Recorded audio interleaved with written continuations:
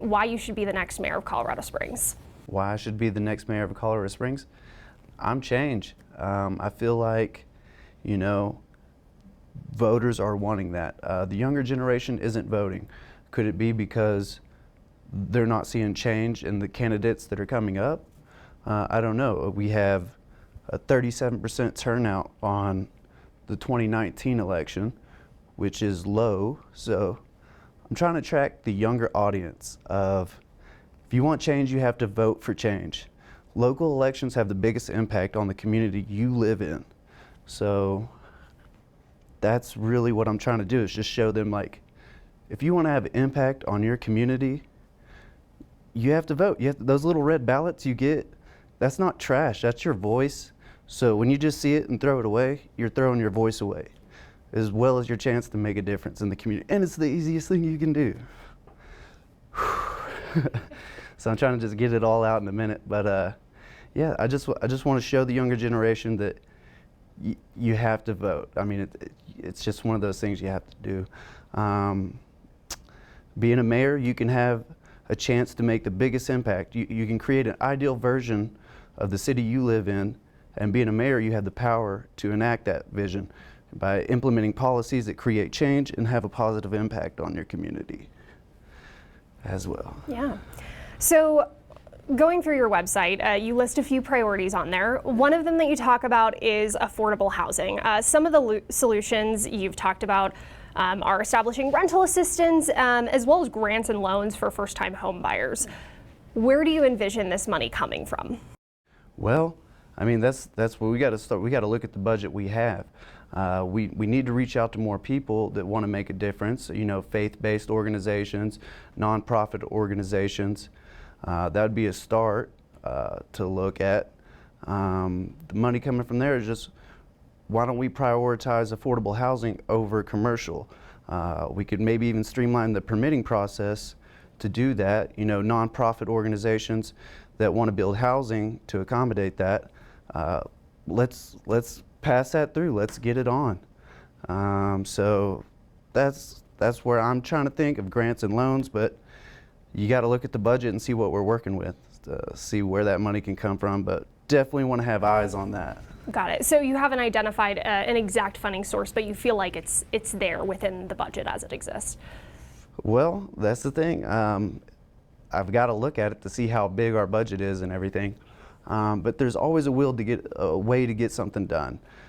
It's just priorities. What are we focused on first? So affordable housing has to be one of them, because rent's gone up $900 over the past 10 years. And is that playing into the homeless situation? Are people being priced out of their homes to where they can no longer afford it? I don't know, but I think it kind of correlates to that. So. Do you support a rent control measure that's currently being discussed at the state capitol right now? I would support that. How come? If rent just keeps going up, I mean, of course the owner has the power to do that. I mean, if he wants to make more money, he can, but at what expense to other people? You want to become rich off of other people's expense?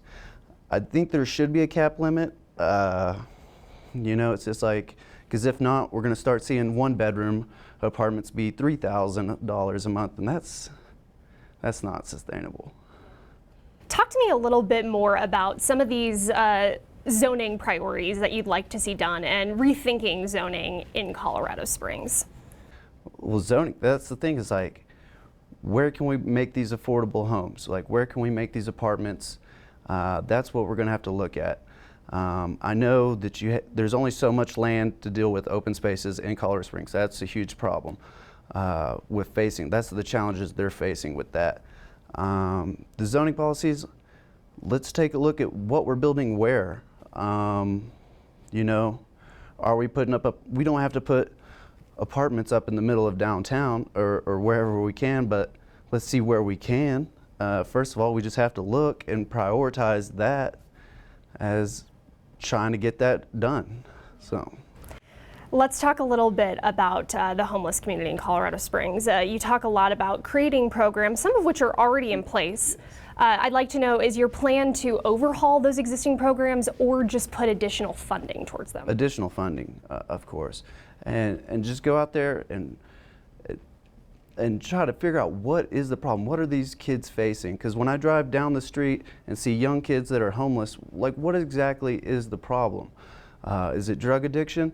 Is it mental health? That's something I'm huge on, because it's like, they don't want to be homeless. They don't want to be drug addicts. That's something they don't want. They're just going through a problem. And what challenges are they facing to get help? Is it because they don't have an ID to get into a facility? Like, it could be something that easy to where you could just reach out and be like, hey, let's get this kid an ID and get him into a program. What is the challenges they are facing first is what I got to figure out. So just groundwork. Go out there, go to the local shelters and see exactly what are these people facing, what challenges, and what's the hardest part about getting the help. Yeah. So. Something else I want to ask you about is you mentioned this idea of civic engagement and having more people aware of the homeless community. What does that mean to you? Let's not turn a blind eye to it. We can go drive past Dorchester Park and see exactly what's going on. Everyone turns a blind eye to it. Let's put a spotlight on it. You can see what's going on right there in front of our eyes.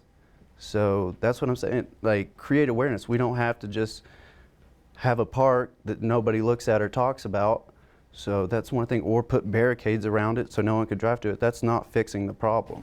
Yeah. I want to talk now a little bit about utility cost. One of the priorities you've listed is lowering utility cost. How do you plan to make that happen? Well, Colorado is the 8th largest producer of natural gas in the United States. So if we are the 8th largest, how has natural gas gone up 51% in the past 10 years? So I think if companies are drilling in Colorado, we should be able to receive some of those benefits of being a large producer. As EIA reports, we use about 1/5 of the total natural gas produced here. So why don't we negotiate better rates for that? Is kind of one of the things I wanted to focus on. But I mean, we do have a lower utility cost than most of the national average. And most of the state. Yeah, as well. But does that balance out when rent is going up towards the price? Do you really feel the savings in your pocketbook? I mean, we could have lower utility cost all we want, but then it also goes back to rent. So that's lower utility cost. That is big to a lot of people, and it's big to me. So I'm just trying to figure out, I'm looking at every way I can to figure out how to get that done. But there's definitely a lot of research, and a lot of people are going to have to look into that. Yeah. What do you think needs to be the policy going into the future for our current and future water supply in Colorado Springs? The 130% water rule. I do support that. We should have a buffer, a 30% buffer of water, because I know if I were to have, if I lived in Colorado Springs and paid the prices I do to live here, if I turned on the water one morning and it didn't turn on, I'd be pretty upset. So I think we should have complete water supply for the city of Colorado Springs first before we start annexing more land and supplying water over there.